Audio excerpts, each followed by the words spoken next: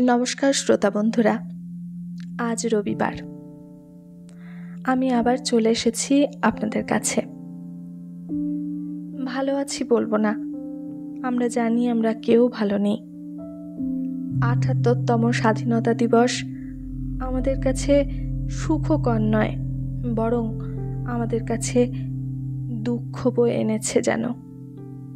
স্বাধীনতার সেই উচ্ছলতা আমরা এবারে উদযাপন করতে পারিনি। মনের মধ্যেই একটা কোথাও কুণ্ঠা থেকে গেছে, কুণ্ঠা তৈরি করে দেওয়া হয়েছে বা অনেকগুলো প্রশ্ন চিহ্নের সামনে আমাদের দাঁড় করিয়ে দেওয়া হয়েছে। আমাদের বীর শহীদরা কি সত্যি আমাদের এই স্বাধীনতার জন্য রক্ত দিয়েছিলেন? শত শত মানুষ নিজেদের প্রাণ তুচ্ছ করে দিয়েছিলেন এই স্বাধীনতার জন্য, যেখানে আমাদের নারীদের নিরাপত্তা নিয়ে প্রশ্ন ওঠে। আমরা দুঃখিত। আজকে আমাদের রাজ্য, আমাদের শহর, আমার শহর কাঁদছে, তার সাথে আমরা কাঁদছি। আমরা মোমবাতি হাতে প্রতিবাদ করছি। জানি না আমাদের এই প্রতিবাদ কবে শেষ হবে, জানি না আমাদের এই লড়াই কবে থামবে। তবু এই লড়াইয়ের মধ্যে সাহিত্য হয়তো আমাদেরকে সান্ত্বনা দেয়, আমাদের কষ্টের ওপরে স্নেহের একটা পরশ, একটা ছোঁয়া দেয়। আমরা লড়াই করার যেন শক্তি পাই, আমাদের মনের খোরাক যোগায় সব সময়। আর এই সত্যবতী ট্রিলজি তো মেয়েদেরই গল্প, মেয়েদের লড়াইয়ের গল্প। তাই এই গল্পের মাধ্যমেই আমরা আমাদের একটু শান্তি খোঁজার চেষ্টা করেছি। সকলকে শোনার অনুরোধ রইল। মুখবন্ধটা আজকে অনেকটাই বেশি হয়ে গেল। স্বাভাবিকভাবে এরকম মুখবন্ধ হয় না। আসলে এই পরিস্থিতিটা আমাকে বিশেষ করে এতটা কষ্ট দিয়েছে, সেই জন্য বলে ফেললাম। আচ্ছা, শুরু করছি আমাদের আজকের পর্ব। অনেক দিন পরেই পারুল সেবার এসেছিল বাপের বাড়ি। এ পক্ষের আগ্রহের অভাবেই শুধু নয়, নিজেরও আশাটা তার কদাচিৎ হয়। কারণ শ্বশুর বাড়িতে থাকে না, সে থাকে বরের বাড়ি। বরের বদলির চাকরি এবং বউয়ের বদলে রাঁধুনি চাকরের হাতে খেতে সে নারাজ। তাই বউকে বাসায় নিয়ে গেছে মা বাপের সঙ্গে মতান্তর করে।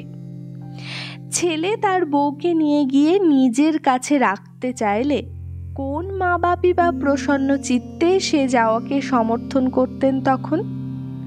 বউ যদি নাচতে নাচতে বরের সঙ্গে বাসায় যায় এবং সেখানে পূর্ণ কর্তৃত্বের স্বাদ পায়, আর কি কখনো সে বউ শাশুড়ি পিস শাশুড়ির ছত্রতলে বউগিরি করতে রাজি হবে?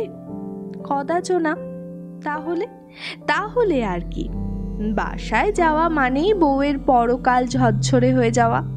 কি জন্যে তবে ছেলেকে মানুষ করে বড় করে তুলে তার বিয়ে দেওয়া, যদি ছেলের বউয়ের হাতে সেবা যত্নটুকু না পেলেন? কিন্তু পারুলের বর বউয়ের সেই কর্তব্যের দিকটা দেখেনি, নিজের দিকটাই দেখেছে।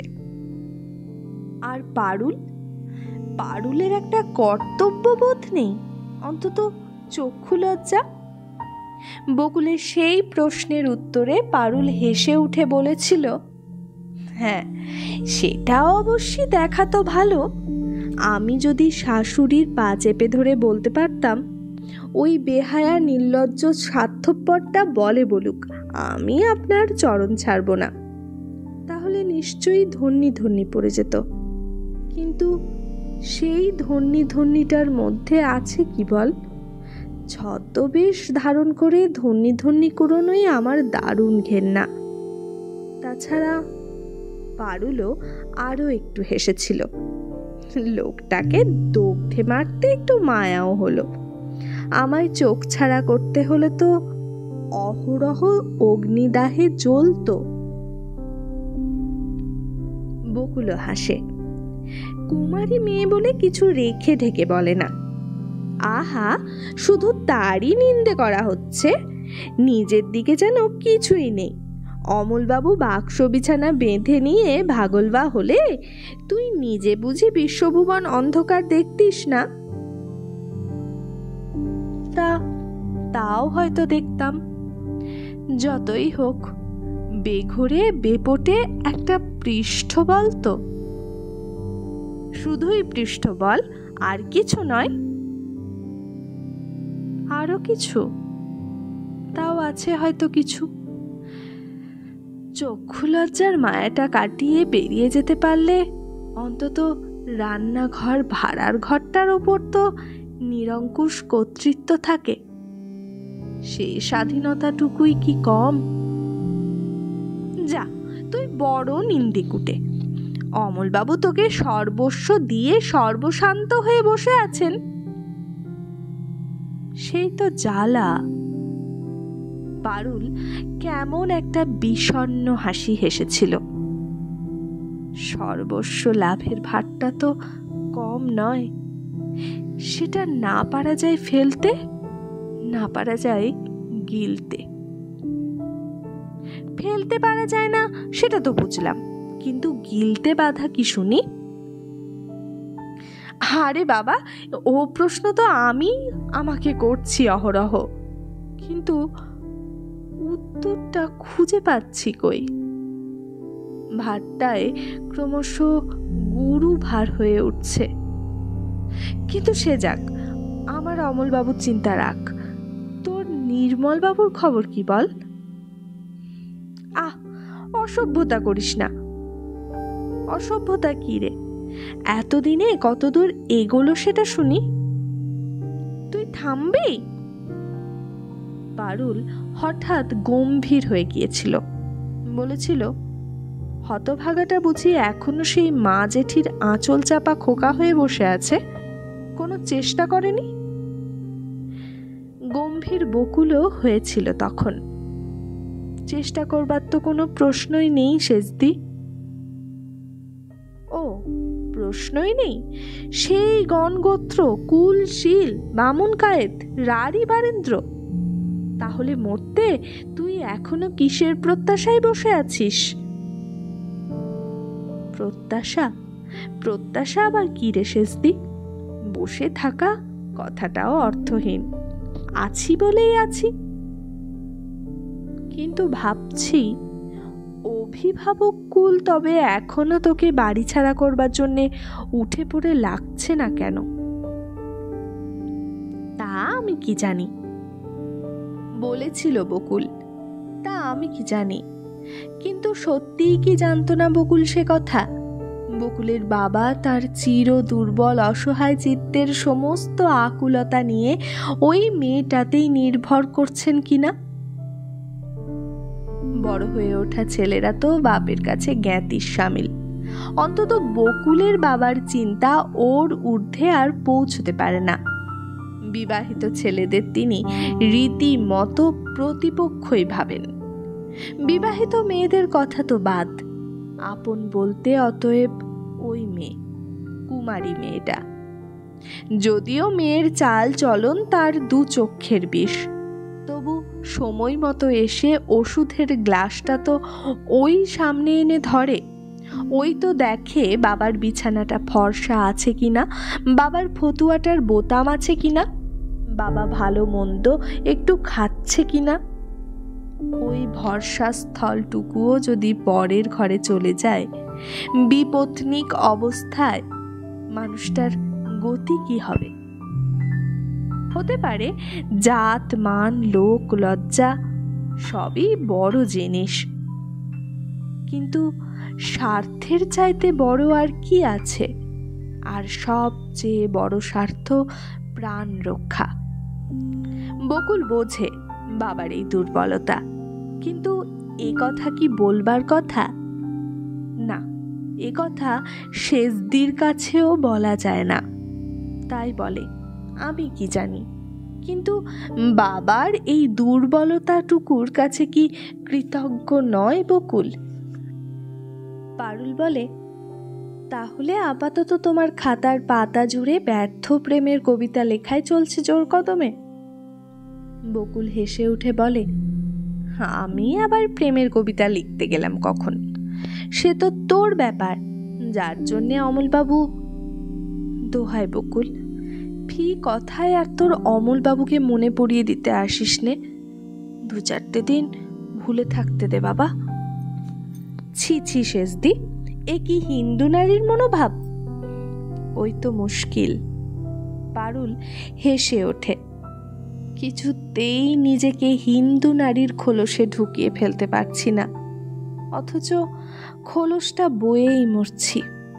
হয়তো মরণকাল অবধি বয়ে মরব। পারুলের মুখটা অদ্ভুত একটা রহস্যের আলো ছায়ায় যেন দুর্বোধ্য লাগছে। মনে হচ্ছে ইচ্ছে করলেই পারুল ওই খোলসটাকে ছিঁড়ে বেরিয়ে আসতে পারে। বেরোচ্ছে না, শুধু যেন নিজের ওপর একটা নির্মম কৌতুকের খেলা খেলে মজা দেখছে। অনামিকা ওই মুখটা দেখতে পাচ্ছেন, সেদিকে নিষ্পলকে তাকিয়ে থাকা বকুলের মুখটাও। বকুল ফর্সা নয়, পারুলের রং চাঁপা ফুলের মতো। পারুলের বর সেই রঙের উপযুক্ত শাড়িও কিনে দেয়। সেদিন পারুল একখানা মিহি চাঁদের আলো শাড়ি পরেছে, তার পাটটা কালো চুড়ি।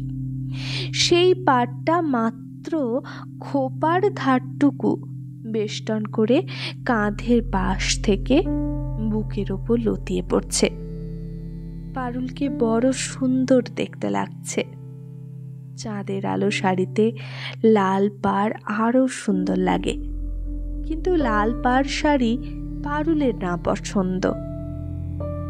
কোনো উপলক্ষে এও স্ত্রী মেয়ে বলে কেউ লাল পাড় শাড়ি দিলে পারুল অপর কাউকে বিলিয়ে দেয়। কারণটা অবশ্য বকুল ছাড়া সকলেরই অজ্ঞাত, কিন্তু বকুল ছাড়া আর কাকে বলতে যাবে পারুল? লাল পাড় শাড়িতে বড্ড যেন পতিব্রতা পতিব্রতা গন্ধ, পরলে মনে হয় মিথ্যে বিজ্ঞাপন গায়ে সেঁটে বেড়াচ্ছি। ছেলেবেলায় পারুলের এমনই অনেক সব উদ্ভট ধারণা ছিল, আর ছিল একটা বেপরোয়া সাহস।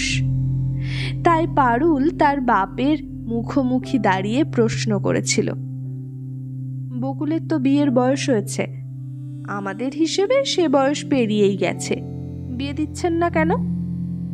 পারুলের বকুলের বাবা থতমত খেয়ে বলে ফেলেছিলেন, না তা দেব না বলছি নাকি, পাত্র না পেলে?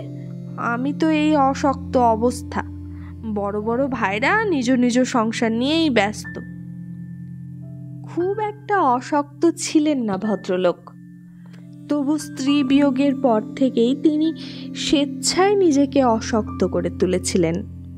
কে জানে কোন মনস্তত্ত্বে, হয়তো অপরের করুণা কুড়োতে, হয়তো বা সংসারে নিজের মূল্য বজায় রাখতে। কেউ কিছু বলেনি, তবু বুঝি তখন থেকে নিজেকে তার সংসারে অবান্তর বলে মনে হতো।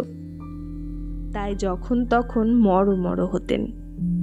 সে যাক, নিজেকে অশক্ত বলে বলে অবশেষে তাই হয়ে দাঁড়িয়েছিলেন তিনি। কথা বললেই কাশতে শুরু করতেন। পারুল বলতো ওটা নার্ভাসনেস, মিথ্যে কাশি কেশে শেষ অবধি। কিন্তু পারুল তো অমন অনেক উদ্ভট কথা বলে। সেদিনও বাপের মুখের ওপর বলে উঠেছিল, আপনারা স্রেফ চোখ থাকতে অন্ধ, পাত্র তো আপনার চোখের সামনেই রয়েছে। চোখের সামনেই পাত্র? পারুলের বাবা আকাশ থেকে পড়েছিলেন। কার কথা বলছিস তুই? কার কথা আবার বলবো বাবা? কেন, নির্মলের কথা মনে পড়ল না আপনার? নির্মল মানে অনুপম বাবুর ছেলে সুনির্মল? অশক্ত মানুষটা সহসা শক্ত আর সোজা হয়ে উঠে বলেছিল, ও ওই হারামজাদি বুঝি উকিল খারাপ করেছে তোকে? নির্মলের বাড়ি যাওয়া বার করছি আমি ওর। আর এখন যায়ও না। তাছাড়া আপনি তো জানেন পরের শেখানো কথা কখনো কই না আমি নিজেই বলছি। নিজেই বলছো? বাবা বিবাহিত মেয়ে এবং কৃতি জামাইয়ের মর্যাদা বিস্মরণ হয়ে খেকিয়ে ওঠেন। তা বলবে বই কি, বাসায় গিয়েছো, আপ টু ডেট হয়েছো, বলি ওদের সঙ্গে আমাদের কাজ হয়? ওই খেকিয়ে ওঠাটা যদি পারুলের নিজের সম্পর্কে হতো অবশ্যই পারুল আর দ্বিতীয় কথা বলতো না, কিন্তু পারুল এসেছিল বকুল সম্পর্কে একটা বিহিত করতে, তাই পারুল বলেছিল, হয় না কথাটার কোনো মানে নেই, হওয়ালেই হয়। হওয়ালেই হয়? তাছাড়া কি, নিয়ম কানুনগুলো তো ভগবানের সৃষ্টি নয় যে তার নড়চড় নেই। মানুষের গড়া নিয়ম মানুষই ভাঙে। বাহ বাহ, বাপ আরো খেকিয়ে উঠেছিল। বাকি তো একেবারে মা বসিয়ে দিয়েছে, তা বলি আমি ভাঙতে চাইলেই ভাঙবে? ওরা রাজি হবে? যদি হয় হবে, তোকে বলেছে। আমি বলছি যদি হয়, আপনি অরাজি হবেন না তো? বাবা আবার অশক্ত হয়ে শুয়ে পড়ে বলেছিলেন, আমার আবার অরাজি? রোগা মরা এক পাশে পড়ে আছি, মরে গেলে একদিন ছেলেরা টেনে ফেলে দেবে। মেয়ে যদি লাভ করে কারোর সঙ্গে বেরিয়েও যায়, কিছু করতে পারবো আমি? পারুল নির্নিমেষে তাকিয়েছিল ওই বুকে হাত দিয়ে হাঁপিয়ে হাঁপিয়ে নিঃশ্বাস ফেলা লোকটার দিকে। তারপর চলে এসেছিল। চলে এসে ভেবেছিল, হালটা কি তবে আমিই ধরব? কিন্তু হাল ধরলেই কি নৌকো চলে? যদি বালির চড়ায় আটকে থাকা নৌকো হয়, তবু শেষ চেষ্টা করা যায় না। তবু বকুলের জীবন তরণীকে ভাসিয়ে দিয়ে যেতে পারেনি পারুল।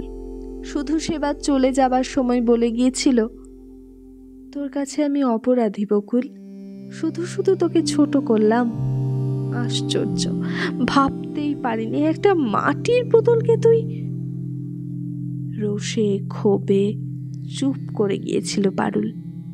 বকুল সেই মুখের দিকে তাকিয়ে মৃদু হেসে বলেছিল, কিন্তু বকুলের সেই কথাটার শেষটুকু শোনা হলো না। সেই মৃদু হাসির ওপর রূঢ় কর্কশ একটা ধাক্কা এসে আছড়ে পড়ল। ঘড়ির অ্যালার্ম। নিয়মের বাড়িতে শেষ রাত্রি থেকে কর্মচক্র চালু করার জন্য ঘড়িতে অ্যালার্ম দেওয়া থাকে। ভারী লক্ষ্মী আর হুঁশিয়ার বউ নমিতা ওই অ্যালার্মের শব্দে উঠে পড়েই ও সেই চাকাটা ঘোরাতে শুরু করবে। শীতের দেশ, চাকর বাকররা ভোরবেলা ঘুম থেকে উঠতে চায় না, অথচ ভোর থেকেই বাড়ির সকলের বেডটি চায়, গরম জল চায়। এ কাজ নমিতাকে কেউ চাপিয়ে দেয়নি, নমিতা স্বেচ্ছায় কাঁধে তুলে নিয়েছে। আত্মপীড়নও এক ধরনের চিত্তবিলাস। এ বিলাস থাকে কারো কারো, কেউ না চাইলেও তারা আত্মস্বীকার করে, স্বার্থ ত্যাগ করে, অপ্রয়োজনে পরিশ্রম করে অহেতুক সেবা করে। নইলে অনামিকা দেবীর বন্ধ দরজায় করাঘাত করে? বেডটি বাড়িয়ে ধরবার দরকার ছিল না তার, অনামিকা দেবীর দায়িত্ব তার নয়। অ্যালার্মের শব্দে চকিত হয়ে টেবিলে রাখা হাত ঘড়িটা দেখেছিলেন অনামিকা দেবী। অবাক হয়ে ভেবেছিলেন, আমি কি তবে ঘুমোইনি? চায়ের পেয়ালা দেখে আরো অবাক হয়ে ভাবলেন, এ মেয়েটিও কি ঘুমোইনি? বললেন সে কথা। নমিতা একটু উদার হাসি হাসল। ঘুমিয়েছিলাম, উঠেছি। এই সময় উঠি আমি, ঘড়িতে অ্যালার্ম দিয়ে রাখি। কেন বলো তো? এই অন্ধকার ভোর থেকে এত কাজ কি তোমার? সহজ সাধারণ একটা প্রশ্ন করলেন অনামিকা দেবী। নমিতা কিন্তু উত্তরটা দেয় অসহজ। গলা নামিয়ে বলে, থাকো কথা, কে কোথা থেকে শুনতে পাবেন? অনামিকা গম্ভীর হয়ে যান, বলেন, যাক, আজ আমারও তোমার ওই অ্যালার্মের জন্যে সুবিধে হলো। 6টার সময় তো বেরোবার কথা, কয়েক মাইল মোটর গাড়িতে গেলে তবে রেল স্টেশন, আর সকাল 7টার গাড়ি ধরতে হবে। নমিতা কিন্তু তাড়াতাড়ি বলে ওঠে, সে কি, আজই চলে যাবেন নাকি? আরো তো 2 দিন ফাংশন আছে না? অনামিকা ওর অবোধ প্রশ্নে হাসেন, বলেন, কথা তাই ছিল বটে, কিন্তু এরপরও ফাংশন হবে বলে ধারণা তোমার? নমিতা মৃদু অথচ দৃঢ় স্বরে বলে, হবে।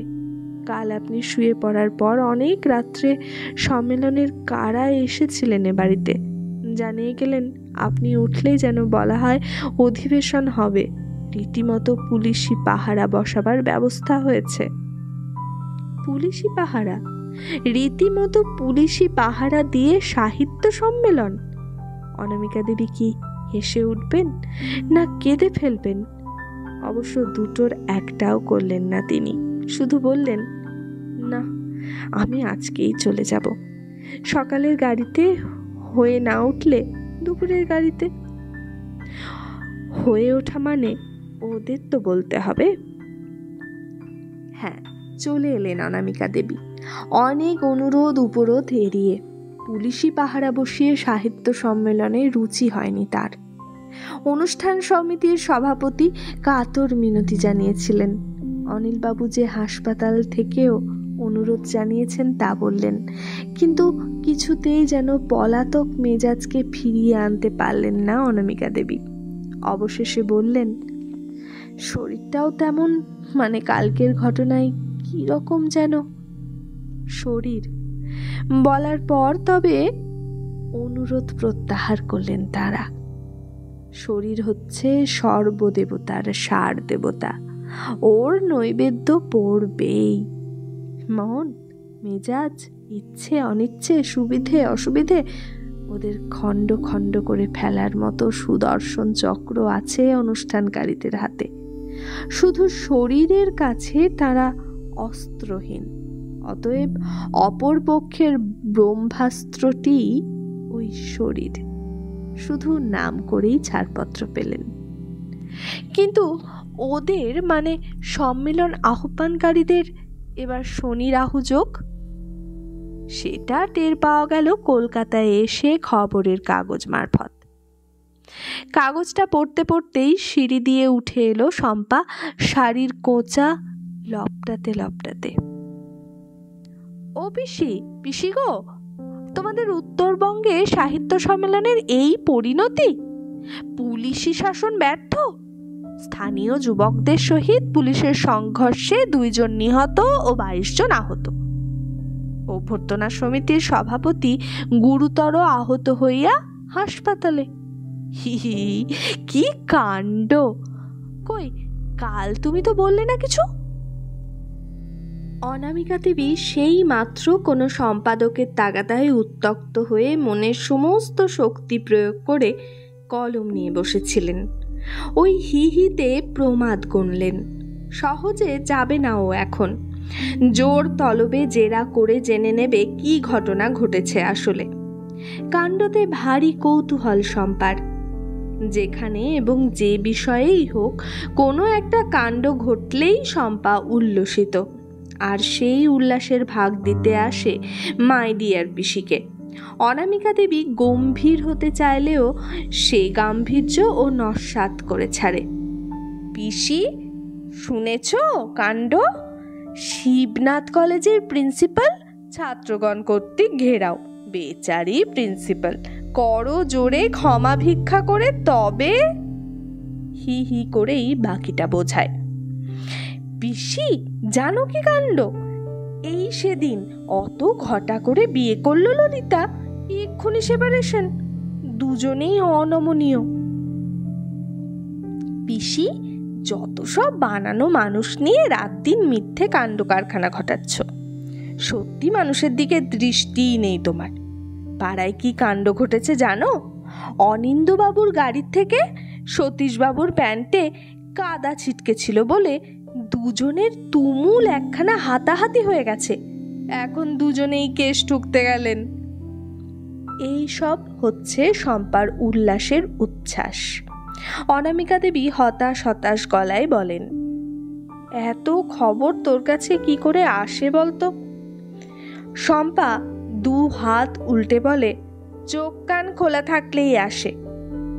ওই সব বাজে ব্যাপারে চোখ কান একটু কম খোলা রাখ শম্পা, জগতে আরো অনেক ভালো জিনিস আছে।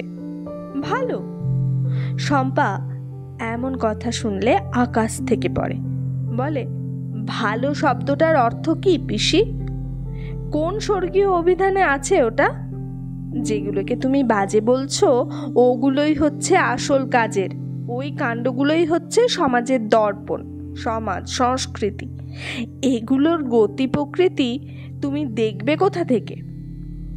যদি কাণ্ডগুলোকে আমল দেবে না। ডালপালা তো সৌমাত্র, কাণ্ডই আসল বস্তু, ওই কাণ্ড। স্বভাবগত ভঙ্গিমায় ঝরঝর করে অনেক কথা বলে শম্পা, সব সময় বলে, আজও বলে উঠল। কাল যে বললে তোমার ভাষণ হয়ে গেছে বলে তুমি আর অকারণে দুদিন বসে থাকলে না, এদিকে এই কাণ্ড। তুমি থাকতেও তো। অনামিকা দেবী নিরুপায় ভঙ্গিতে কলমটা হাত থেকে নামিয়ে রেখে বলেন, তা কি করব বল? তোর কাছে কাণ্ড আওড়াতে বসলে আমার আর কিছু কাজ হতো? জেরার চোটে এক কাণ্ডকে 7 কাণ্ড করে তুলতে। কিন্তু সে যাক, কি লিখেছে কাগজে? সত্যি দুজন নিহত? তাই তো লিখেছে। শম্পা আবার হেসে ওঠে, অবশ্যই খবরের কাগজের খবর। 2-এর পিঠে 2 22 হতে পারে। হয় পুলিশি নির্দেশে 1-2 চেপে ফেলা হয়েছে, নয় ছাপাখানার ভূত 1-2 চেপে ফেলেছে। হয়তো 22 জন নিহত, 22 জন আহত। অনামিকা দেবী ওর ওই উথলে পড়া মুখের দিকে তাকিয়ে ঈষৎ কঠিন গলায় বলেন, সেই সন্দেহেও মনে নিয়ে তুমি হেসে গড়াচ্ছ? নিহত শব্দটার মানে জানো না, না বোঝো না? এই সেরেছে। শম্পা তার 3 কোনা চশমার কোণকে আরো তীক্ষ্ণ করে তুলে চোখ উঁচিয়ে বলে, পিসি রেগে আগুন। মানে কেন জানবো না বাছা, এ যুগে ও শব্দটার মানে তো খুব প্রাণোজ্জ্বল হয়ে গেছে। রাস্তা থেকে একখানা থান ইট তুলে টিপ করে ছুটতে পারলেই তো হয়ে গেল মানে জানা। সেদিন যেই তুমি বেরোলে তক্ষুনি প্রায় ঘটে গেল তো একখানা ঘটনা। পাড়ার ছেলেরা রাস্তার মাঝখানে যেমন ইট সাজিয়ে ক্রিকেট খেলে তেমনি খেলছে। হঠাৎ কোথা থেকে এক মস্তান এসে এই তম্বি তো সেই তম্বি। রাস্তাটা পাবলিকের হাঁটবার জায়গা, ইটের দেওয়াল তোলবার জায়গা নয়, উঠিয়ে নিয়ে যাও, ইত্যাদি ইত্যাদি। ব্যাস, সঙ্গে সঙ্গে হাতে হাতে প্রতিফলন। নেহাত বরাত জোর ছিল, তাই কারো ভবলীলা সাঙ্গ হয়নি, কপাল কাটার ওপর দিয়েই গেছে। তবে যেতে পারতো তো। অনামিকা দেবী হতাশ গলায় বললেন, শম্পা, আমাকে এখন খুব তাড়াতাড়ি একটা লেখা শেষ করতে হবে। বাবা বাবা, সব সময় তোমার তাড়াতাড়ি লেখা শেষ করতে হবে। ভাবলাম এই 2 দিনের ঘটনাগুলো বলি তোমাকে।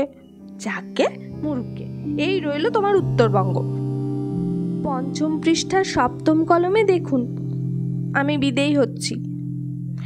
2টো কথা কইবারও লোক নেই বাড়িতে, সাধে বেরিয়ে যায়। অনামিকা দেবী তো ওকে যেতে দিতে পারতেন। অনামিকা দেবী তো সর্বশক্তি প্রয়োগ করে লিখতে বসেছিলেন, তবু কেন ওর অভিমানে বিচলিত হলেন? কে জানে কি এই হৃদয় রহস্য। ওর প্রায় সব কিছুই অনামিকা দেবীর কাছে দৃষ্টিকটু লাগে, তবু ওর জন্যে হৃদয়ে অনেকখানি জায়গা। তাগাদা লেখা লিখতে সত্যিই কষ্ট হয় আজকাল, সত্যিই জোর করেই বসতে হয় সে লেখা লিখতে। তবু গা এলিয়ে দিলেন। এখন বলে উঠলেন, যেমন অসভ্য চুল বাঁধা তেমনই অসভ্য কথাবার্তা। শম্পা টকটকিয়ে চলে যাচ্ছিল। এ কথায় ঘাড় ঘোরালো। সতেজে বলে উঠল, কেন, খোপার মধ্যে কি অসভ্যতা আছে শুনি? সবটাই আছে।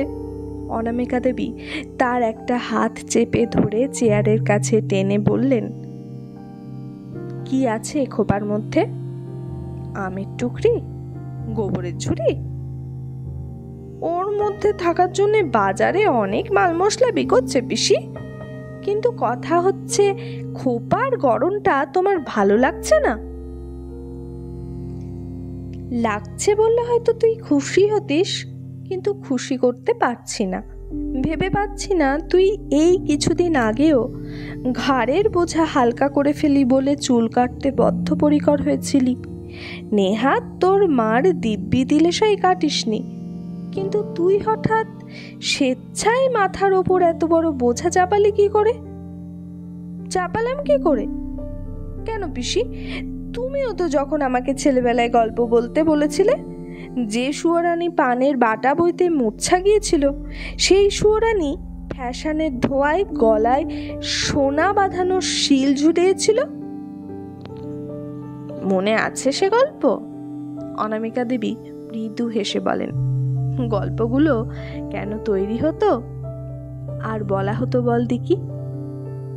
আহারে, তা যেন জানি না। লোক শিক্ষার্থে আবার কি, বিশেষ করে মহিলা কুলকে শিক্ষা দিতেই তো যত সব গল্পের অবতারণা।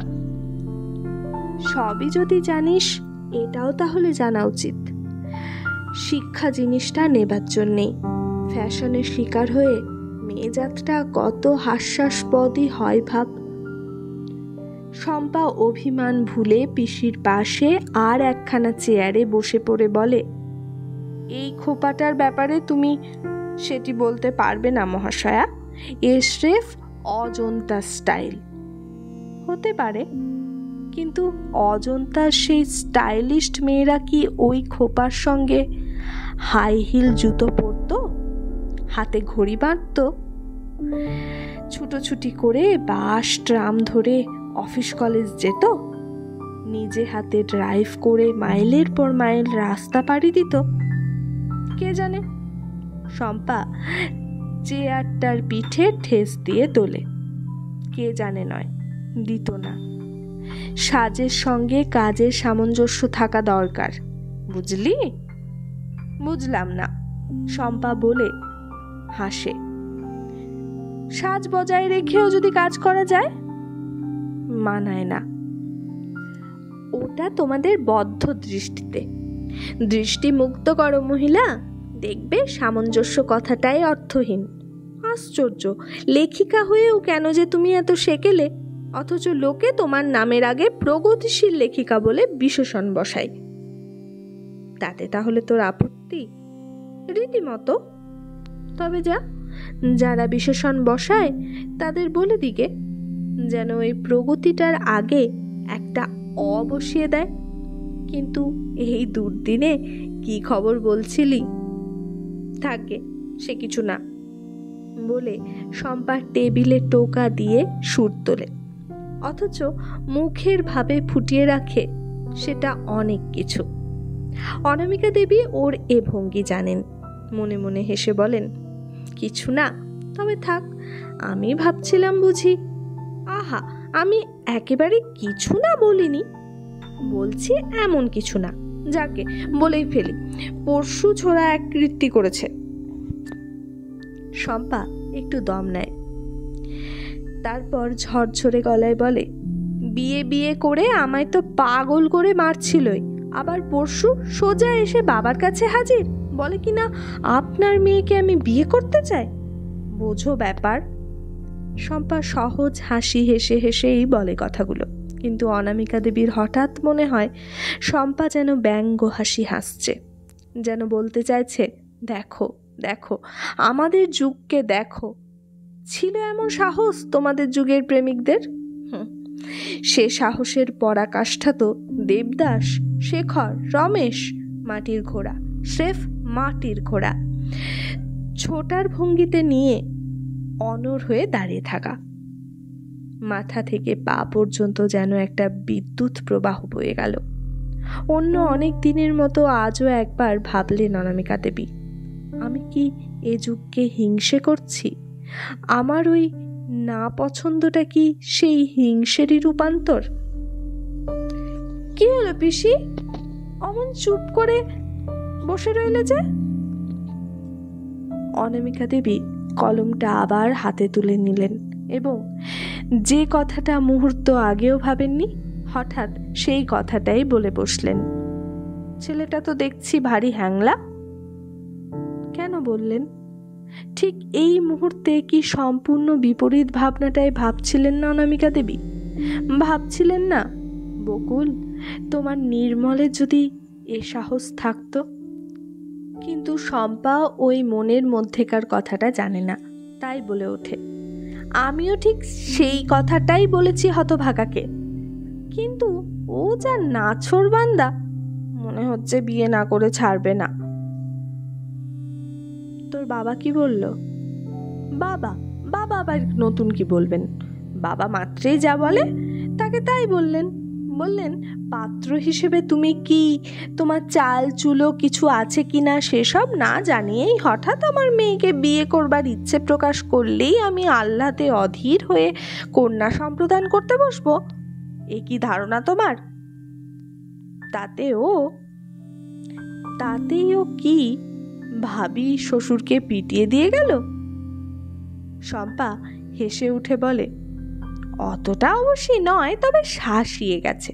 বলেছে দেখি কেমন না দেন। চমৎকার, কোথা থেকে এসব মাল জোটাস তাই ভেবে অবাক হই। ব্যাপারটা কি হচ্ছে জানো পিসি? শম্পা পা দোলাতে দোলাতে বলে, অবস্থাটা মরিয়া। আমি আবার কিছুদিন থেকে ওকে দেখিয়ে দেখিয়ে আর একটা ছেলের সঙ্গে চালাচ্ছি কিনা। অবশ্যই সেটা একেবারেই ফলস, স্রেফ ওর জেলাসি বাড়াবার জন্যে।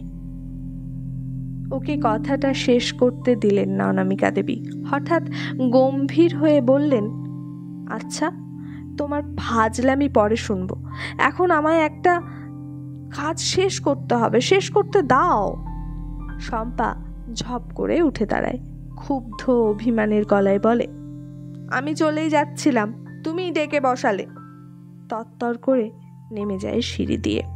অনামিকা দেবীও সেই দিকে তাকিয়ে থাকেন। বন্ধ কলমটায় হাতে ধরা থাকে। সর্বশক্তি প্রয়োগের ইচ্ছেটাকে যেন খুঁজে পান না। খুব আস্তে, খুব গভীরে ভাবতে চেষ্টা করেন, এ কোন যুগের কর্নারে আমি আমার ক্যামেরাটা বসাবো, কোন অ্যাঙ্গেল থেকে ছবি নেব। এই বাড়িরই কোনোখানে যেন এখনো ভাসুর দেখা ঘোমটা দেওয়া হয়, ভাড়ারের কোণে ইতু ঘট পাতা হয়, হয়তোবা বিশেষ বিশেষ দিনে লক্ষ্মীর পাঁচালিও পড়া হয়, অথচ এই বাড়িতেই শম্পা। এ কোন সত্যি? না, এ যুগে সে যুগের কোনো স্পষ্ট অবয়ব খুঁজে পাওয়া যাচ্ছে না। কোথাও সে দূরত্ব সংহারের মূর্তি নিয়ে মুহূর্তে মুহূর্তে রেণু রেণু করে উড়িয়ে দিচ্ছে বহু যুগ সঞ্চিত সংস্কারগুলি, উড়িয়ে দিচ্ছে চিরন্তর মূল্যবোধগুলি, অভ্যস্ত ধ্যান ধারণার অবলম্বনগুলি। আবার কোথাও সে আদ্যিকালের বদ্যি বুড়ির মতো আজও তার বহু সংস্কারে বোঝায় ঝুলিটি কাঁধে নিয়ে শেকড় গেড়ে বসে পাপ পুণ্য ভালো মন্দ ইহলোক পরলোক এর চিরাচরিত খাজনা জুগিয়ে চলেছে। তাই এ যুগের মানুষ লোকে সত্যের চেহারাও অস্থির, অস্পষ্ট, দোদুল্যমান দর্পণে প্রতিফলিত প্রতিবিম্বের মতো সে চেহারা কখনো কম্পিত, কখনো বিকৃত, কখনো দ্বিধাগ্রস্ত, কখনো যেন অসহায়, যেন ঝড়ে বাসা ভাঙা পাখি ডানা ঝাপটাতে ঝাপটাতে পাক খেয়ে মরছে, এখনো ঠিক করে উঠতে পারছে না। ঝড় থামলে পুরনো বাসাটায় জোড়া তালি দিয়ে আবার গুছিয়ে নেবে, নাকি নতুন গাছে গিয়ে নতুন বাসা বাঁধবে। কিন্তু ঝড় কি থামবে? ভাঙনের ঝড় কি ভেঙে চুরে তছনছ না করা পর্যন্ত থামে? সে কি ওই আদ্যিকালের বুড়িটাকে শিকড় উপড়ে তুলে ফেলে না দিয়ে ছাড়ে? অথবা হয়তো থামে, হয়তো ছাড়ে, কোথায় যেন একটা রফা হয়ে যায়। তখন বুড়িটাকে দেখতে পাওয়া না গেলেও শিকড়টা থেকে যায় মাটির নিচে। নিঃশব্দে সে আপন কাজ করে যায়।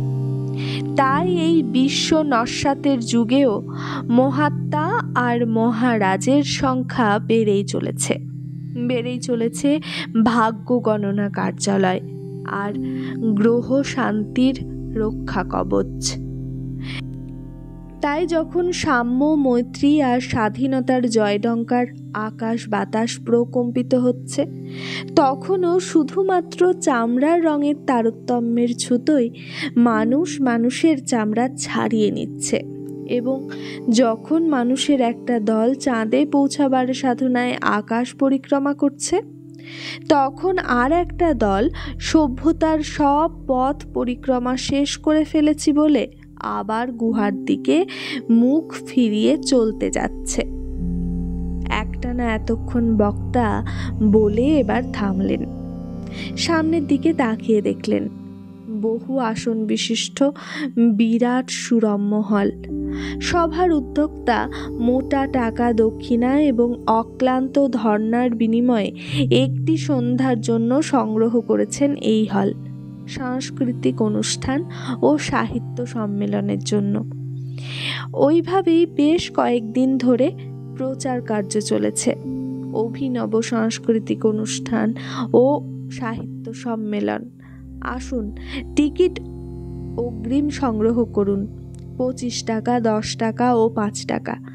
2 টাকার টিকিট কেবলমাত্র অনুষ্ঠান দিবসে হলে বিক্রয়। আর একটি ঘোষণা, এই অনুষ্ঠানের প্রবেশপত্রের বিক্রয়লব্ধ অর্থের 1/3 দুস্থ ত্রাণ সমিতির হস্তে অর্পণ করা হইবে। মানুষ যে যথেষ্ট পরিমাণে হৃদয়বান তা এই প্রবেশপত্র সংগ্রহের উদগ্র আগ্রহের মধ্যেই প্রমাণিত হয়ে গেছে। 3 দিন আগেই উচ্চ মূল্যের টিকিট নিঃশেষিত। হলে বিক্রয়ের পরিকল্পনার নির্বুদ্ধিতায় বিপর্যস্ত উদ্যোক্তারা পুলিশের শরণাপন্ন হতে বাধ্য হয়েছেন। দুস্থদের জন্যে প্রাণ না কাঁদলে এতটা কি হতো? নিন্দুকেরা হয়তো অন্য কথা বলবে, কিন্তু নিন্দুকে কি না বলে? অন্য কথা বলাই তো তাদের পেশা। যাই হোক, দুস্থদের জন্যেই হোক আর দুর্লভদের জন্যেই হোক, সব টিকিট বিক্রয় হয়ে গেছে। আর সে সংবাদ ঢাক পিটিয়ে প্রচার করাও হয়েছে। অতএব আশা করা অসঙ্গত নয়, সামনের ওই সারিবদ্ধ আসনের সারিটি জমজমাট ভরাট ভরাট রূপ দেখতে পাওয়া যাবে। কিন্তু কোথায় সেই ভরাট রূপ? কোথায় সেই পূর্ণতার সমারোহ? আজকের সম্মেলনের প্রধান বক্তা সুবিখ্যাত অধ্যাপক সাহিত্যিক চক্রপাণি চট্টোপাধ্যায় তাঁর বক্তৃতার মাঝখানে এমন দম নিয়ে হলের শেষ প্রান্ত অবধি তাকিয়ে দেখলেন, না, মানুষ নেই। শুধু চকচকে ঝকঝকে গদিহাঁটা মূল্যবান আসনগুলি শূন্য হৃদয় নিয়ে প্রতীক্ষার প্রহর গুনছে। কেবলমাত্র সামনের কয়েকখানি আসন, যাতে নাকি অতিথি ছাপ মারা, তারা জনা কয়েক বিশিষ্ট অতিথিকে হৃদয়ে ধারণ করে বসে আছে। এদের হয়তো গাড়ি করে আনা হয়েছে, তাই এরা সবার শোভা হয়ে বসতে বাধ্য হয়েছেন। এদের মধ্যে বেশ কয়েকজন গণ্যমান্য সাংবাদিক, বাকি সব বিশিষ্ট নাগরিক। এরা সভায় উপস্থিত আছেন বলে কাগজে যাদের নাম উল্লেখ করা হচ্ছে, এরা হচ্ছেন তারা। চক্রপাণি এদের অনেককেই বেশ চেনেন, অনেকেরই মুখ চেনেন, কিন্তু এদের কাউকেই তো নবযুগের বাহক বলে মনে হচ্ছে না। তবে যুগের বাণী কাদের শোনাবেন চক্রপাণি?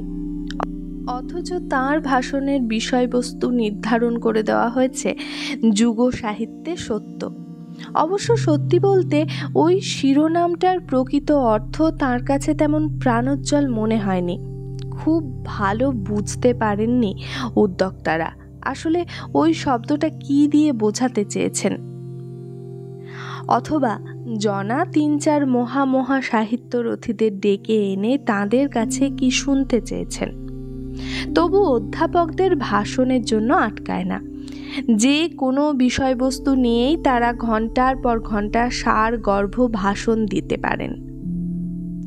চক্রপাণি আবার শুধু অধ্যাপক নন, অধ্যাপক সাহিত্যিক।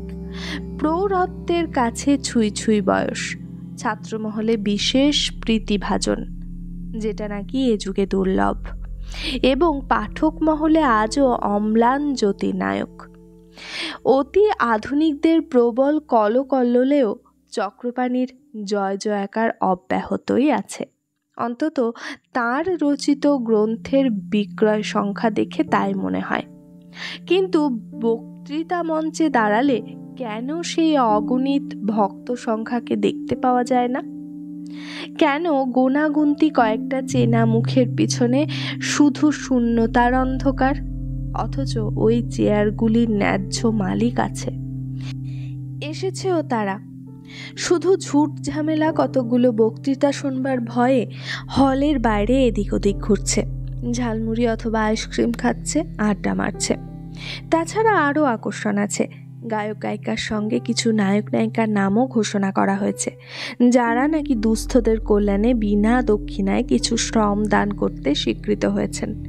তারা যে শুধু অভিনয় করেন না, কণ্ঠসঙ্গীতেও সক্ষম, সেটা স্পষ্ট তাদের সামনে বসে দেখা যাবে।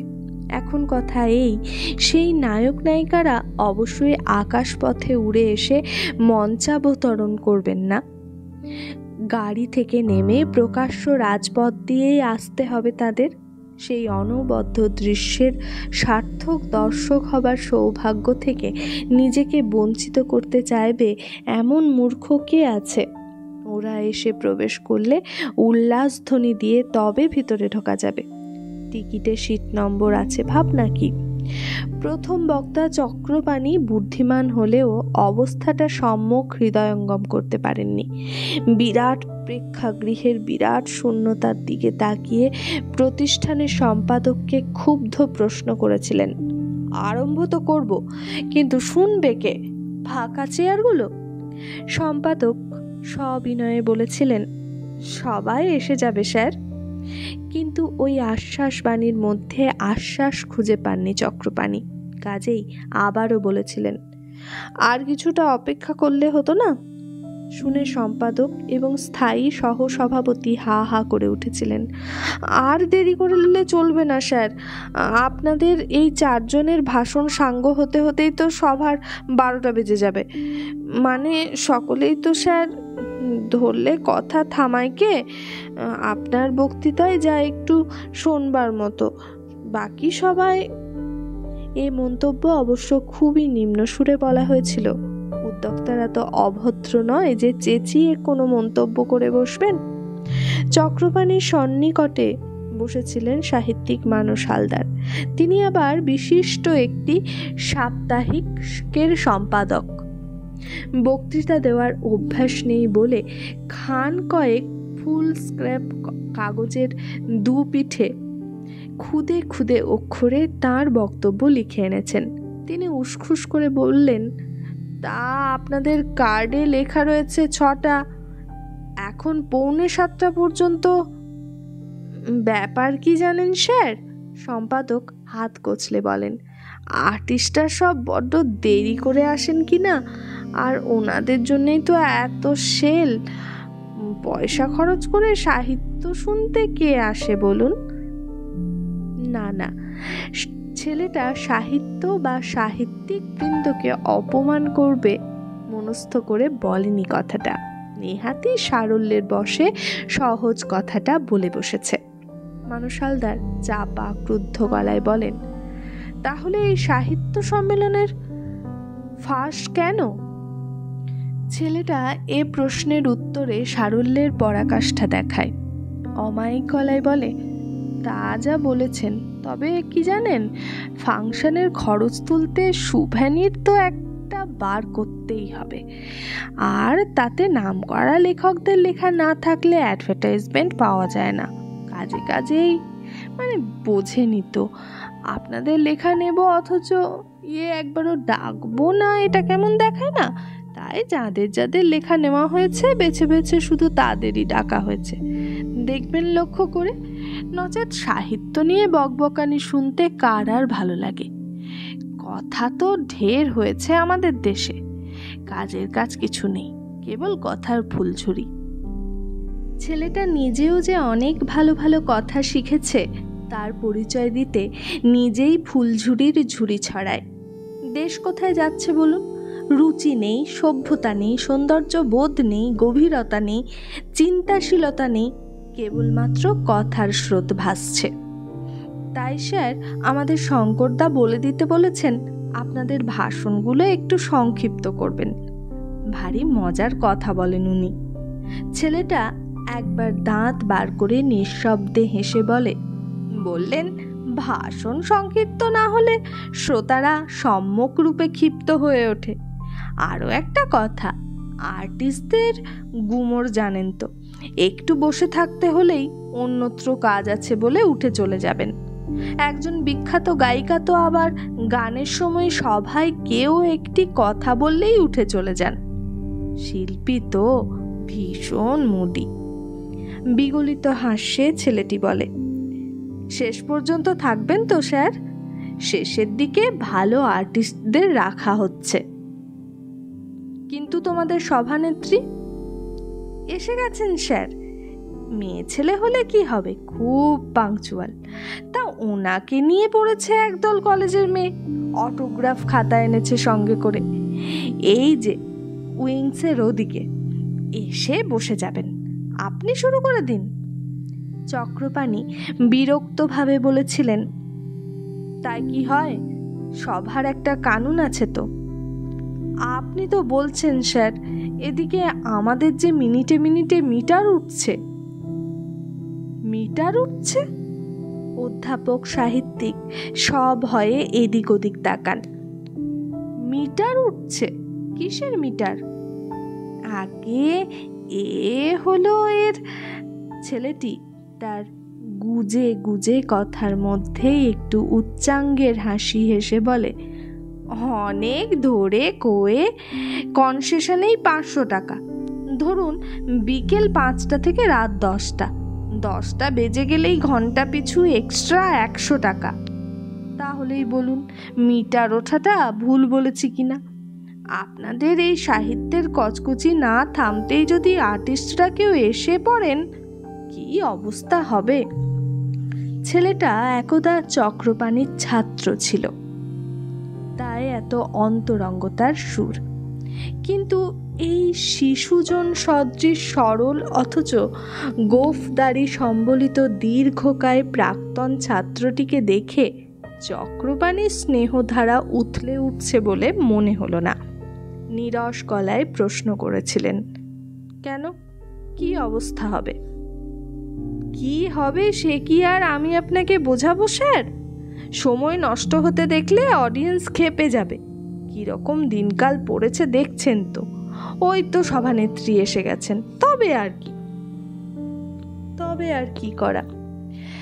মাইকের প্রথম বলি চক্রপাণি চট্টোপাধ্যায় সাহিত্যর যুগ সাহিত্যে সত্য নিয়ে আলোচনা শুরু করে দিলেন।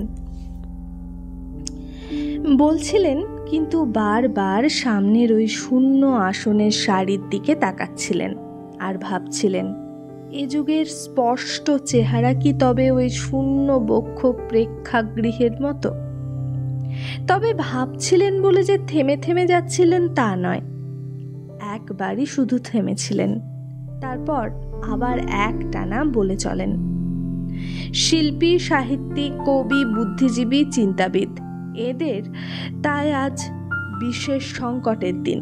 তারাও আজ দ্বিধাগ্রস্ত। তারাও কি চিরাচরিত সংস্কারের মধ্যেই নিমজ্জিত থেকে গতানুগতিকভাবে সৃষ্টি করে যাবেন, না নতুন নতুন পরীক্ষার মধ্য দিয়ে নতুন সত্য উদ্ঘাটিত করবেন? এই প্রশ্ন আজ সকলের মধ্যে। গুটি গুটি দুটি তরুণ এসে ঢুকে পিছনের সারিতে বসেছিল। চাপা গলায় হেসে উঠে একজন অপরজনকে বলে উঠল, লে হালুয়া, ওই সত্যটা কি আজব চিজ বল দেখি। সত্য সত্য করে এত মাথা খুঁড়ে কেন মরে দাদুরা?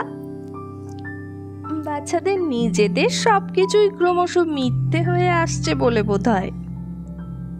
দূর বাবা, এতক্ষণ পর এসে ঢুকলাম, তাও বসে বসে বক্তিমে শুনতে হবে। কর্তারা মধু পরিবেশনের আগে খানিকটা করে নিমের পাঁচন গেলায় কেন বল দেখি? ওটাই ফ্যাশন। চক্রপাণি তখনও বলে চলেছেন, এই যুগকে তবে কোন নামে অভিহিত করব? অনুসন্ধানী যুগ, যে যুগ তন্ন তন্ন করে খুঁজছে, যাচাই করছে কোথায় সেই অভ্রান্ত সত্য যা মানুষকে সমস্ত মিথ্যা বন্ধন থেকে মুক্ত করে। আবার সেই সত্য? কালো রোগা ছেলেটা সাদা সাদা দাঁত বার করে হেসে অনুচ্চ কণ্ঠে বলে ওঠে, সত্য মারা গেছে দাদু, তাকে খুঁজে বেড়ানো পণ্ডশ্রম। চক্রপাণি ভালো বলছেন, তথাপি অপর বক্তারা ঘন ঘন হাত উল্টে উল্টে ঘড়ি দেখছিলেন। মানুষ হালদার বেজার মুখে পকেটে হাত দিয়ে টিপে টিপে নিজের লিখিত ভাষণটি অনুভব করছিলেন আর বিড়বিড় করছিলেন, না, লোকটা দেখছি একাই আর সকলের 12টা বাজিয়ে দিল। উদ্যোক্তাদের উচিত প্রত্যেককে একটা নির্দিষ্ট সময় বেঁধে দেওয়া।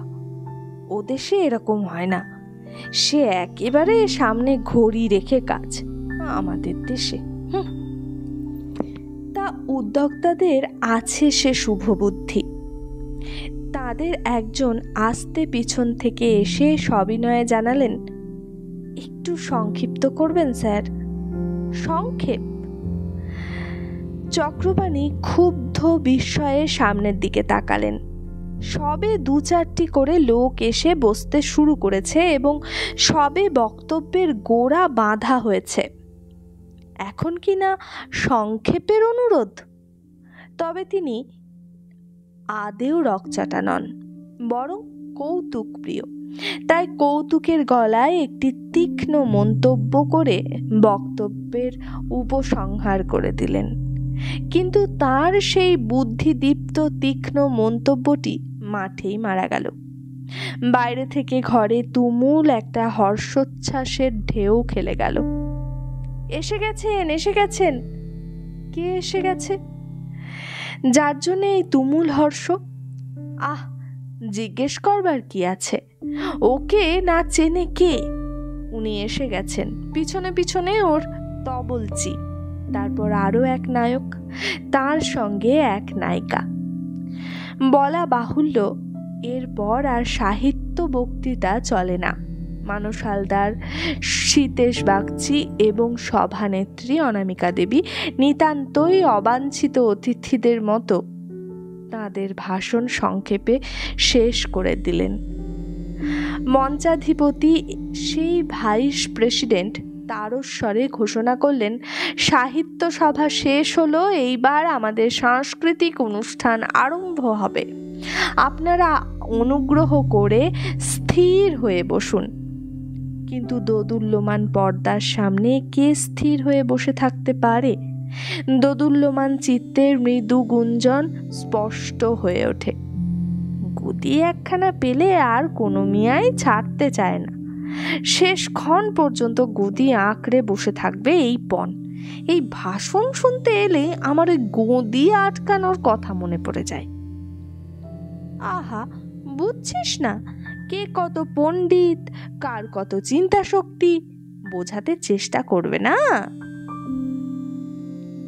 সবাইকে ওনাদের ছাত্র ভাবে, তাই বুঝিয়ে সুজিয়ে আর আশ মেটে না। কোন নতুন কথাটা বলবি বাবা তোরা? সেই তো কেবল লম্বা লম্বা কোটেশন, অমুকে এই বলেছেন, তমুকে এই বলেছেন। আরে বাবা, সে সব বলা বলি তো ছাপার অক্ষরে লেখাই আছে, সবাই পড়েছে। তুই কি বলছিস তাই বল। পর্দার ওপারে তখন জুতো খুঁজতে খুঁজতে অধ্যাপক সাহিত্যিক ক্ষুব্ধ হাসি হেসে বলছিলেন, এতক্ষণ অসাংস্কৃতিক আসর চলছিল, সেটা শেষ হলো, এবার সাংস্কৃতিক অনুষ্ঠান আরম্ভ। সংস্কৃতির বেশ একখানা প্রাণোচ্ছল ব্যাখ্যা বেরিয়েছে দেশে, সংস্কৃতি মানে নাচ গান। কি বলুন অনামিকা দেবী? অনামিকা দেবীর চটি যথাস্থানেই পড়ে আছে। তিনি অতএব আত্মস্থ গলায় বললেন, তাই তো দেখি, আর আশ্চর্য হয়ে। কে যে এই নতুন ব্যাখ্যার ব্যাখ্যাকার? কে আর এই ফ্যাশন বাজরা? মানুষ হালদারের জুতোটা মঞ্চে ওঠার বাঁশের সিঁড়ির নিচে ঢুকে পড়েছিল। তিনি সেটা টেনে বার করতে করতে কঠিন পেশি মুখে বলেন, এই ফ্যাশন বাজরায় দেশের মাথা খেলো। কি পাচ্ছি আমরা ছেলেদের কাছে, আমাদের পরবর্তীদের কাছে? হয় পলিটিক্স, নয় ফাংশন। কোনো উচ্চ চিন্তা নেই, উচ্চ আদর্শ নেই, সুস্থ একটা কর্ম প্রচেষ্টা নেই, শুধু রাস্তায় রাস্তায় রকবাজি। না, এছাড়া আর কিচ্ছুই পাচ্ছি না আমরা ছেলেদের কাছে। অনামিকা দেবী এই সব প্রবলদের সঙ্গে তর্ক করতে ভয় পান। জানেন, এদের প্রধান অস্ত্রই হবে প্রাবল্য। অনামিকা দেবীর সেখানে তাই হার। ওর প্রশ্নে শুধু মৃদু হাসেন। উত্তরটা মনের মধ্যে ঘুরপাক খেতে থাকে। আমরা ওদের কাছে কিছুই পাচ্ছি না ঠিক, কিন্তু ওরাই বা আমাদের কাছে কি পাচ্ছে? আদর্শ, আশ্রয়, সভ্যতা, সত্য। ওরা নেমে এসে সামনের সারিতে নির্দিষ্ট আসনে বসলেন। অন্তত দু একটি গান শুনে না গেলে ভালো দেখায় না। যদিও ভালো গানের আশা দুরাশা। প্রথমে শুধু দায়ে পড়ে নেওয়া গায়কের গান। হয় এরা বেশি চাঁদা দিয়েছে, অথবা এরা উদ্যোক্তাদেরই কেউ। সারমেয়ই সামনে মাংসখণ্ড ঝুলিয়ে রেখে তাকে ছুটিয়ে নেওয়ার মতো। ভালো আর্টিস্টদের শেষের জন্য ঝুলিয়ে রেখে এইগুলো পরিবেশিত হবে একটির পর একটি। 10টা বেজে যাবে, যাক না, 12টা বাজলেই বা কি, ঘন্টা পিছু 100 টাকা বই তো নয়, পুষিয়ে যাবে।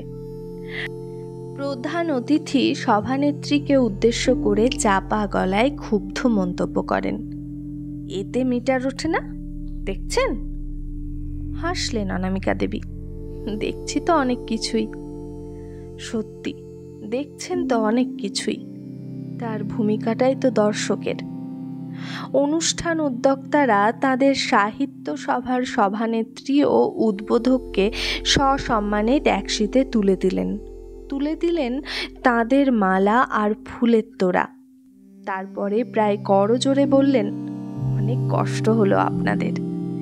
কথাটা বলতে হয় বলেই বললেন অবশ্য, নইলে মনে মনে জানেন কষ্ট আবার কি। গাড়ি করে নিয়ে এসেছি, গাড়ি চড়িয়ে ফেরত পাঠাচ্ছি, বাড়তির মধ্যে মঞ্চ দিয়েছি, মাইক দিয়েছি, একরাশ শ্রোতার সামনে বসে ধানায় পানায় করবার সুযোগ দিয়েছি। আরামসেই কাটিয়ে দিলে তোমরা এই ঘন্টা 2-3 সময়। কষ্ট যা তা আমাদেরই। কন্যাদায়ের অধিক দায় মাথায় নিয়ে আমরা তোমাদের বাড়িতে বারবার ছুটেছি, মাথায় করে নিয়ে এসেছি, ঘাড়ে করে নিয়ে যাচ্ছি। তবু সৌজন্যের একটা কথা আছে। তাই ওরা হাত কচলে বললেন, আপনাদের খুব কষ্ট হলো। তা এরাও সৌজন্যের রীতি পদ্ধতিতে অজ্ঞ নয়, তাই বললেন, সে কি, কষ্ট কেন, বড় আনন্দ পেলাম। আমাদের অনেক ভুল ত্রুটি রয়ে গেল, ক্ষমা করবেন। আরে ছি, এ কি কথা, না, এসব বলে লজ্জা দেবেন না। আচ্ছা, নমস্কার, যাব আপনার কাছে। এটা মানস হালদারের উদ্দেশ্যে, কারণ তিনি একটা কাগজের সম্পাদক। আচ্ছা, নমস্কার। গাড়িটা কারও ঘরের গাড়ি হলে হয়তো এই সৌজন্য বিনিময়ের পালা আরও কিছুক্ষণ চলত। ট্যাক্সি ড্রাইভারের অসহিষ্ণুতায় তাড়াতাড়ি মিটল, গাড়ি ছেড়ে দিল। পিঠে ঠেস দিয়ে গুছিয়ে বসলেন সভানেত্রী অনামিকা দেবী আর উদ্বোধক মানস হালদার। প্রধান অতিথি চক্রপাণি চট্টোপাধ্যায় না, তিনি এসব সৌজন্য বিনিময়ে ধার ধারেননি। নিজের গাড়িতে বাড়ি চলে গেছেন একটা মাত্র গান শুনেই।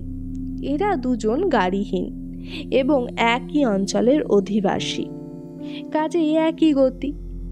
মানস হালদারের যত্ন সহকারে লেখা ফুল স্ক্র্যাপ কাগজের গোছা অপঠিত অবস্থায় পকেটে পড়ে আছে।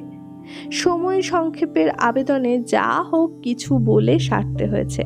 মনের মধ্যে সেই অপঠনের উষ্মা। যদিও নিজে তিনি একটা সাপ্তাহিকের সম্পাদক, কাজেই শ্রমটা মাঠে মারা যাবার ভয় নেই। স্বনামে বেনামে বা ছদ্মনামে পত্রস্থ করে ফেলবেন সেটাকে। তবু মাইকে মুখ দিয়ে 10 জন সুধী বৃন্দের সামনে ভাষণ দেওয়ার একটা আলাদা সুখ আছে। সে সুখটা থেকে তো বঞ্চিত হলেন। গাড়িটা একটু চলতেই মানস হালদার ক্ষোভ তপ্ত স্বরে বলে ওঠেন, এরা সব যে কেনই পায়ে ধরে ধরে ডেকে আনে, আসল ভরসা তো আর্টিস্টরা। অনামিকা দেবী মৃদু হেসে বলেন, এদের দোষ কি? জনগণ যা চায় তা সে তো শুধু ওদের ডাকলেই হয়। সাহিত্য কেন? প্রোগ্রামও তেমনই লম্বা। এক আসনে ব্রহ্মা বিষ্ণু মহেশ্বর ইন্দ্র চন্দ্র বরুণ বায়ু সবাইকে বসানো চায়। এক খুঁড়ে সবাইয়ের মাথা মোড়বে, এক তলোয়ারে সবাইয়ের গর্দান নেবে। গোড়ায় যে গায়কদের বসিয়ে দিয়েছে তারা কি বলুন তো? অনামিকা দেবী ওর উত্তেজনায় কৌতুক অনুভব করেন। মৃদু হাসির সঙ্গে বলেন, আহা, ওইভাবেই তো নতুনরা তৈরি হবে। তৈরি? মানস হালদার মনের ঝাঁঝকে মুক্তি দিয়ে বলে ওঠেন, ওই দাঁত উচ্চু ছেলেটা জীবনেও তৈরি হবে বলে আপনার বিশ্বাস? এসব কথার উত্তর দেওয়া বড় মুশকিল। নেহাত সৌজন্যের জন্যে একটু সায় দিয়ে বসলেই হয়তো পরে তার কানে ফিরে আসবে। তিনিই নাকি নতুনদের বেজায় অবজ্ঞা করেন এবং ওই অনুষ্ঠান সম্পর্কে কড়া আলোচনা করেছেন। এ অভিজ্ঞতা আছে অনামিকা দেবীর। যে প্রসঙ্গের মধ্যে তিনি হয়তো এতটুকু সায় দেওয়ার কথা উচ্চারণ করেছেন, সেই প্রসঙ্গের পুরো বক্তব্যের দায়িত্বই তাঁর ওপর বর্তেছে। অমুক এসে অন্য এক অমুকের কথা তার কাছেই পেশ করে গেছেন। দেখতে দেখতে ক্রমশ সাবধান হয়ে গেছেন অনামিকা দেবী। তাই মৃদু হেসে বলেন, অবিশ্বাসেরও কিছু নেই। অভ্যাসে কি না হয়, কি না চেষ্টায়। মানস হালদার ক্ষুব্ধ গলায় বলেন, এটা আপনার এড়িয়ে যাওয়া কথা। আমরা অনেকে জ্বালায় জ্বলি, কাজেই আপনাদের মতো এত ভদ্রতা বলে উঠতে পারি না। জানেন, একটা কাগজ চালায় উইকলি, নতুন লেখক লেখিকাদের উৎসাহের প্রাবল্যে জীবনে মহানিশা। কি বলবো আপনাকে, সাহিত্য জিনিসটা যে ছেলে খেলা নয়, তার জন্যে যে অভ্যাস দরকার, চেষ্টা ও নিষ্ঠা দরকার, তা মানতেই চায় না। একটা লিখলো, তক্ষুনি ছাপাবার জন্যে নিয়ে এলো। আমাদের কি, সব ওয়েস্ট পেপার বাস্কেটে চালান করে দিই। কিন্তু অনামিকা দেবী বলেন, ওর মধ্যে সম্ভাবনার বীজও থাকতে পারে তো। একেবারে না দেখে কি করা যাবে বলুন? বস্তা বস্তা লেখা জমে উঠছে দপ্তরে। দেশ শুদ্ধ সবাই যদি সাহিত্যিক হয়ে উঠতে চায়, তবু লেখক তৈরি করা, নতুন কলমকে স্বাগত জানানো সম্পাদকেরই ডিউটি। ওসব সেকেলে কথা অনামিকা দেবী। যেকালে নতুনদের মধ্যে নম্রতা ছিল, ভদ্রতা ছিল, প্রতীক্ষার ধৈর্য ছিল, আর একালে একটুতেই অধৈর্য, নিজের প্রতি অগাধ উচ্চ ধারণা এবং শুধু লেখা ছাপা হবার আনন্দেই বিগলিত নয়, সঙ্গে সঙ্গে দক্ষিণার প্রত্যাশা। না, দেশটার 12টা বেজে গেছে বলে পকেট থেকে রুমাল বার করে কপালের ঘাম মোছেন মানস হালদার। ভদ্রলোক অল্পেই উত্তেজিত হন, তা বোঝা গেল। অনেকেই হয়, দেখে কৌতুক লাগে। অনামিকা দেবী কখনোই খুব বেশি উদ্বেলিত হন না খুব বেশি উত্তেজিত। কিছুক্ষণ আগেই যে বলেছিলেন আমাদের ভূমিকাটাই তো দর্শকের, সেটা হয়তো কেবলমাত্র কথার কথায় নয়, প্রায় দর্শকের নির্লিপ্ত মন নিয়েই জীবনটাকে দেখে আসছেন তিনি। হয়তো তার এই প্রকৃতি গড়ে ওঠার পিছনে তার মায়ের প্রকৃতি কিছুটা কাজ করেছে, অর্থাৎ মায়ের প্রকৃতির দৃষ্টান্ত। বড় বেশি আবেগপ্রবণ ছিলেন অনামিকা দেবীর মা সুবর্ণলতা, বড় বেশি স্পর্শকাতর। সামান্য কারণেই উদ্বেলিত হতেন তিনি, সামান্যতেই উত্তেজিত। তার মানে সেই সামান্যগুলি তার কাছে সামান্য ছিল না। সংসারের অন্য আর সকলে যা অনায়াসেই সয়ে নিতে পারে, তিনি তার মধ্যে থেকে কুশ্রিতা দেখে বিচলিত হতেন, রুচিহীনতা দেখে পীড়িত হতেন। মানুষের নীচতা, ক্ষুদ্রতা, হীনতা, দৈন্য তাকে যেন হাতুড়ির আঘাত হানত। সেই আঘাতে চূর্ণ হতেন তিনি। অনামিকা দেবীর বয়স যখন নিতান্তই তরুণী, তখন মা মারা গেছেন। তবু তখনই তিনি মায়ের এই মূঢ়তায় দুঃখ বোধ করতেন। মায়ের ওই সদা উদ্বেলিত বিদীর্ণ হয়ে যাওয়া চিত্তকে করুণ বোধে দেখতেন। বুঝতে পারতেন না সাধারণ ঘটনাগুলোকে এত বেশি মূল্য কেন দেন তিনি। পরে বুঝেছেন মানুষ সম্পর্কে মার বড় বেশি মূল্যবোধ ছিল বলেই এত দুঃখ পেয়েছেন। পৃথিবীর কাছে বড় বেশি প্রত্যাশা ছিল অনামিকা দেবীর মার। মানুষ নামের প্রাণীদের তিনি মানুষ শব্দটার সংজ্ঞার সঙ্গে মিলতে বসাতেন। এই ভুল অঙ্কটা কষতে বসে জীবনের পরীক্ষায় শুধু ব্যর্থই হয়েছিলেন মহিলা। আর পৃথিবীর আঘাতে চূর্ণ হয়ে যাওয়া সেই প্রত্যাশার পত্রখানার দিকে তাকিয়ে দেখতে দেখতে নিজেও চূর্ণ হয়ে গিয়েছিলেন। মাকে বুঝতে পেরেছিলেন অনামিকা। আর সেই চূর্ণ হয়ে যাওয়া দৃশ্য থেকেই এই পরম শিক্ষাটি অর্জন করেছেন অনামিকা। মানুষ সম্পর্কে ভুল অঙ্ক কষতে বসেননি তিনি।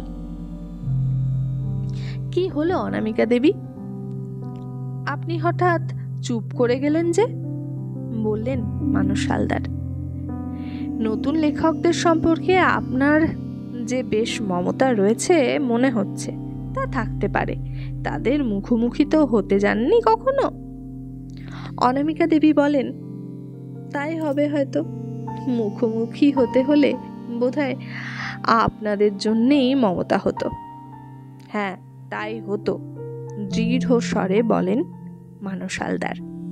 তারপর বললেন, তাছাড়া আজকালকার কবিতার মাথামুন্ডু কিছুই তো বুঝতে পারি না। ওর আর বিচার করব কি? নির্বিচারেই বাতিল করে দিই। আপনার কাগজে কবিতা দেন না? দেব না কেন? নিয়ম মাফিক 2 পৃষ্ঠা কবিতার জন্য ছাড়া থাকে। যাদের নাম টাম আছে তারা সাপ ব্যাং যা দেন চোখ বুজে ছেপে দিই। অনামিকা ঈষৎ কৌতুকের গলায় বলেন, শুনে ভরসা পেলাম। ভবিষ্যতে যদি সাপ ব্যাং লিখতে শুরু করি তার জন্য একটা জায়গা থাকলো। মানুষ হালদার নড়ে চড়ে বসলেন। আপনার সম্পর্কে এটা বলা যায় না। আপনার লেখা কখনো হতাশ করে না। কি জানি আপনাদের করে কি না, অনামিকা বললেন। তবে আমাকে করে। আপনাকে? অর্থাৎ? অর্থাৎ কোনো লেখায় লিখে শেষ পর্যন্ত সন্তুষ্ট হতে পারিনি। মনে হয় যা বলতে চেয়েছিলাম তেমন করে বলতে পারিনি।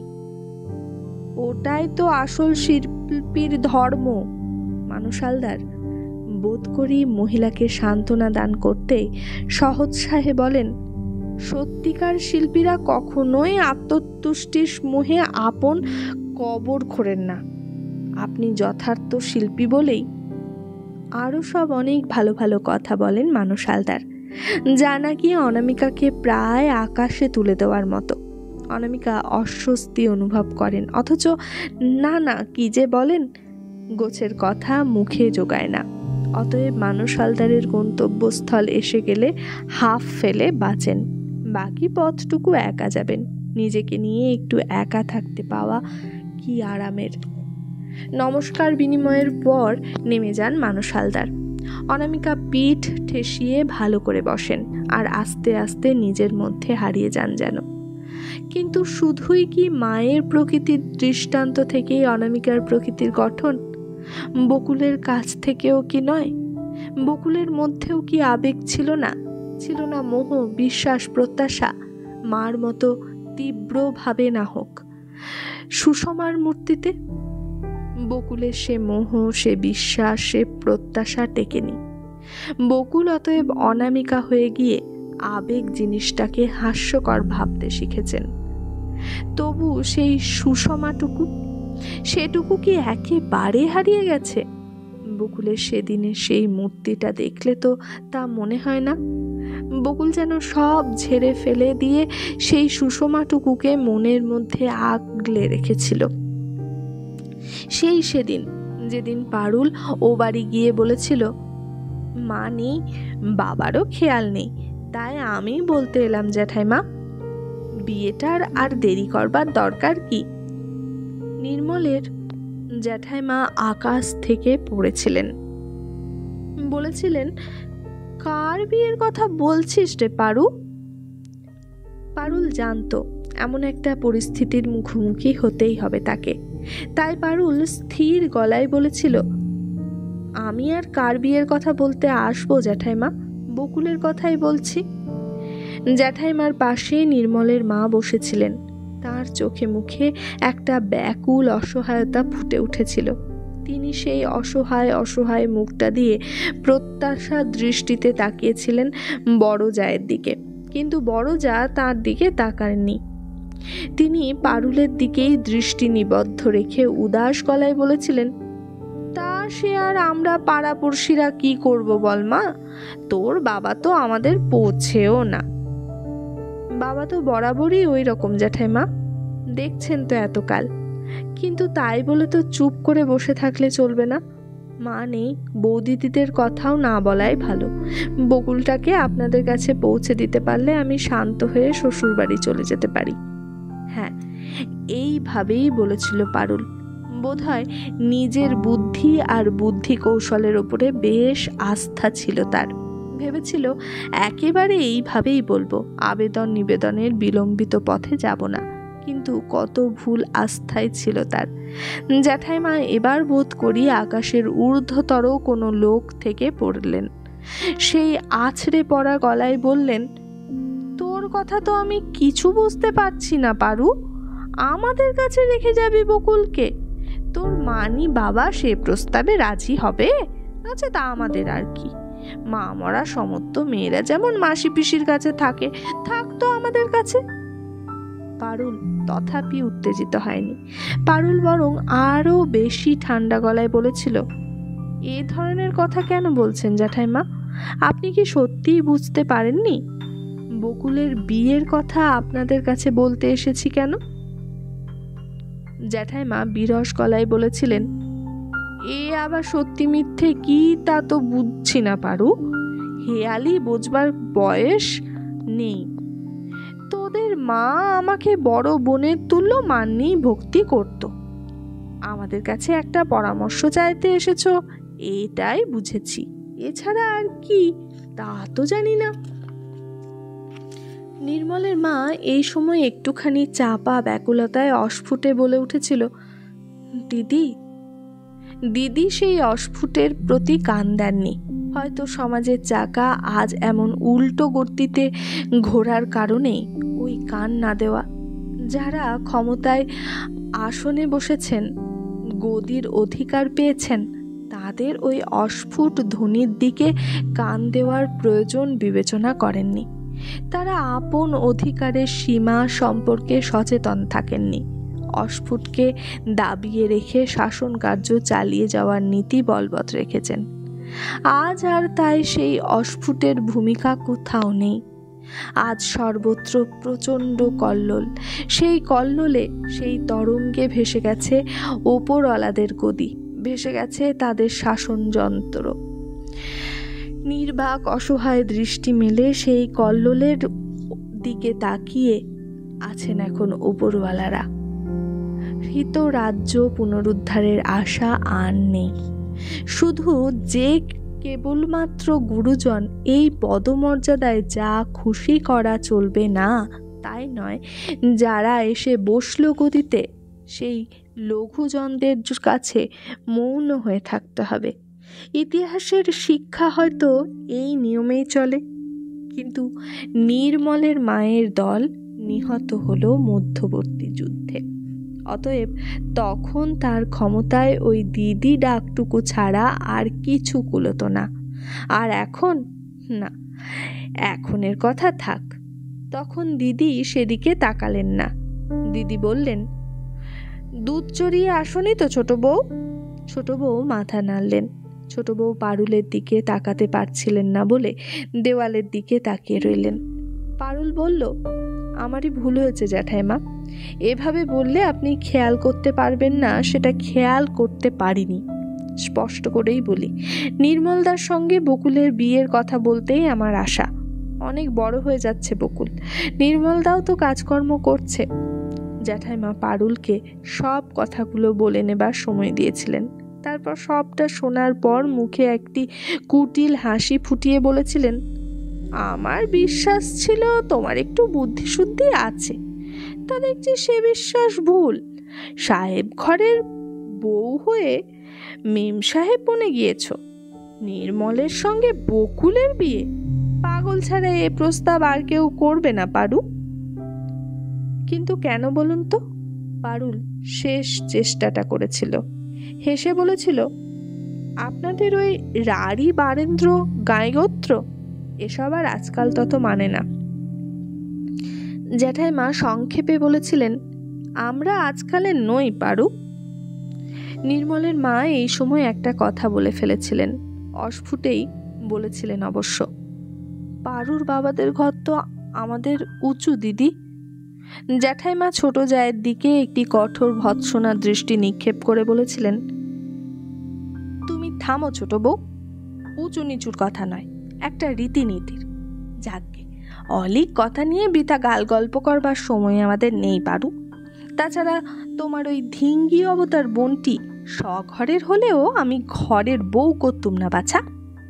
তা বলে রাখছি, একটা পর পুরুষ বেটা ছেলের সঙ্গে যখন তখন ফুসফুস কুচকুচ, তাকে আকর্ষণ করার চেষ্টা, এসব মেয়েকে আমরা ভালো বলি না। পারুলের মুখটা যেন টকটকে লাল হয়ে উঠেছে। সেটা পারুল নিজে নিজেই অনুভব করেছিল, এবং আর একটা কথাও যে বলবার ক্ষমতা ছিল না তার তখন, তাও বুঝেছিল। পারুল নিঃশব্দে উঠে এসেছিল। তবু বেচারা পারুল তার একান্ত স্নেহপাত্রটির জন্যে আরও কষ্ট করেছিল। গলির মোড়ে নির্মলকে ধরেছিল, বলেছিল, তোমার সঙ্গে কথা আছে নির্মলদা। নির্মল থতমত খেয়ে বলল, কি কথা? পথে দাঁড়িয়ে হবে না সে কথা, এসো একবার। আচ্ছা, আগে দেখো আমাদের জানালায় কেউ আছে কিনা। পারুল নিষ্পলকে ওর দিকে তাকিয়ে প্রশ্ন করেছিল, থাকলে কি হয়? ওর দৃষ্টিতে বোধ করি অপ্রতিভ হয়েছিল নির্মল। বলেছিল, না, হবে আর কি। তবে জেঠিমাকে তো জানো, দেখতে পেলেই এক্ষুনি জিজ্ঞেস করতে বসবে, কেন, কি বৃত্তান্ত, ওখানে কি কাজ তোর? পারুলের মুখে একটু হাসি ছড়িয়ে পড়েছিল। পারুল আস্তে আস্তে বলেছিল, থাক, আর কোনো কথা নেই তোমার সঙ্গে, কথা আমার হয়ে গেছে। নির্মল কোঁচার খুঁটে মুখ মুছতে মুছতে অবাক গলায় বলেছিল, কথা হয়ে গেছে? কোন কথা? পারুল একটু বিচিত্র হাসি হেসে বলেছিল, তুমিও দেখছি তোমার জ্যাঠাইমার মতো, বিশদ করে না বললে একটুও বুঝতে পারো না। যাক, তাই বলছিলাম, বাড়ির অমতে বিয়ে করার সাহস আছে তোমার? অথবা বাড়ির অমতকে সমতে আনবার শক্তি? নির্মল মাথা নিচু করেছিল। নির্মল অকারণেই আবার কপালের ঘাম মুছছিল। তারপর অস্ফুটে বলেছিল, তা কি করে হয়? হয় না? না? নির্মল আবেগরুদ্ধ গলায় বলে উঠেছিল, শুধু মা বাবা হলে হয়তো আটকাতো না পারুল, কিন্তু জ্যাঠাইমা, ওকে রাজি করানো অসম্ভব। তা অসম্ভবই যখন, তখন আর বলবার কি আছে? পারুল হেসে উঠে বলেছিল, যাও, আর তোমায় আটকাবো না। জ্যাঠাইমা হয়তো তোমার দুধ গরম করে নিয়ে বসে আছেন। নির্মলের মুখটা লাল হয়ে উঠেছিল, আর বড় বেশি ফর্সা রং বলে খুব বেশি প্রকট হয়ে উঠেছিল। নির্মল বলেছিল, তুমি আমায় ঠাট্টা করছো পারুল, কিন্তু ওদের অবাধ্য হব এ আমি কল্পনাও করতে পারি না। ওদের বলছো কেন? তোমার মা বাবার তো অমত নেই, তাতে কোনো ফল নেই পারুল। জ্যাঠাইমার ওপর কথা কইবার ক্ষমতা কারুর নেই। ওরে বাবা, তাহলে তো আমারও কোনো কথাই নেই।